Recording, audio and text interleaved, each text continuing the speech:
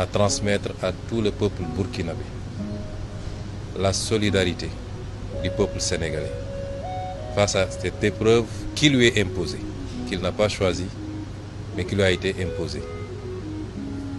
Transmettre un message de soutien absolu au président Traoré, à tout son gouvernement et au peuple burkinabé dans sa lutte contre ce terrorisme qui lui a été imposé.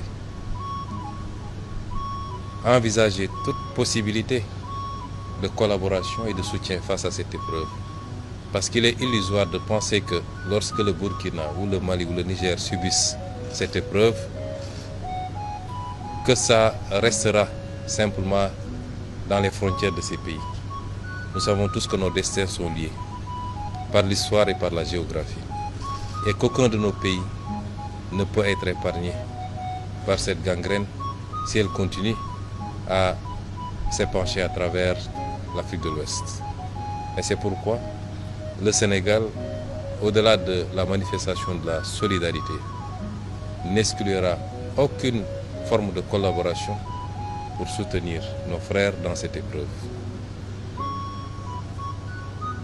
Dans le cadre bilatéral également, envisager la poursuite de cette collaboration qui est très riche déjà d'une vingtaine d'accords entre nos deux pays, mais une vingtaine d'autres accords qui sont aujourd'hui en cours de discussion et qu'il faudrait rapidement finaliser pour pouvoir renforcer la collaboration bilatérale, mais également la collaboration multilatérale dans le cadre de l'espace que nous partageons en commun. J'ai été très ravi d'écouter le président Traoré pendant de longues minutes nous exposer la situation, mais également nous faire étalage de la résilience du peuple burkinabé face à cette épreuve.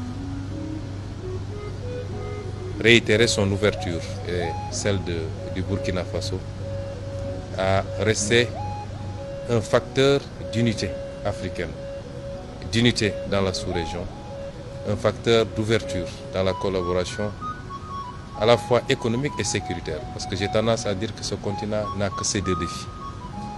Et tout ce que nous devons faire doit tourner autour de cela. Évidemment, pour un pays comme le Burkina, le défi s'en trouve beaucoup plus important de devoir faire face aux exigences économiques qui sont des exigences pour tous les peuples, mais particulièrement les peuples d'Afrique, mais en même temps à devoir faire face à la crise sécuritaire qu'il vit. Ce qui est important, c'est l'ouverture que nous avons sentie, la disponibilité. Nous ne sommes plus dans un monde fermé, a fortiori dans une sous-région, et nous le remercions pour cette écoute.